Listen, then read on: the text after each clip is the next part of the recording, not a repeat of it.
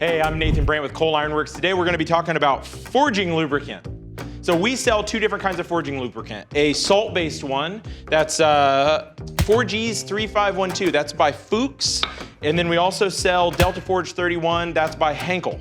So both of these are comparable in results. The whole point is that when you put them on a slightly hot, think a couple hundred degrees, punch, they're going to deposit some stuff on the surface of that, and that's what's going to lubricate getting your punch out of your hole with minimal stress. So you want to minimize the amount of stress on the punch, and you want to minimize the stress on the stripper plate when you're pulling that punch out. So we're going to use these forging lubricants.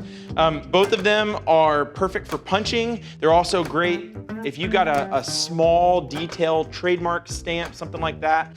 You want to use a lubricant like this because what that's going to allow is it's kind of like grease between two surfaces. It's going to allow that hot steel to form into all the little nooks and crannies of that stamp or trademark and make sure that all the details transfer to your hot steel.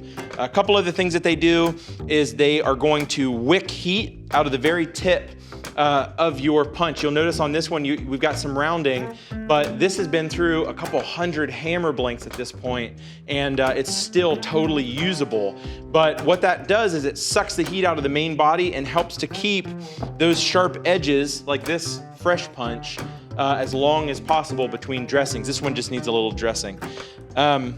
These are also great to use with hand drifts. It's the same thing. When you're driving this drift through your part, you do not want this raw steel to be in contact with the hot steel. It can cause galling, it can cause friction, and it's just much more difficult to get your punch out of your blank. So it's really important to use some kind of punching lubricant. These are priced similarly. The graphite-based Delta Forge 31, I think, works a little bit better. It leaves a heavier film on the surface of your punch, but it is messier. This being a salt-based lubricant can be cleaned up pretty readily with just water, but it does leave, you can see right here, this white film, a salt film, where this leaves a graphite film. So use either. They both work really, really well and much better than any homemade punching lubricant that I've ever personally used. That's why we offer them. One little note. On a 12-ton stripper set, you will need to squish your can ever so slightly. Just a touch to get it in there so that you can mechanically dip your punch while you're using the press. We tried a bunch of different sizes of cans. This is the closest that we can get within the confines of this die set. So just something to note that when you purchase these. Another little tidbit, we used to sell the graphite-based lubricant in a spray bottle. We had a lot of issues with gumming. So we've moved to just a dip can. So you're gonna put this can in your stripper set.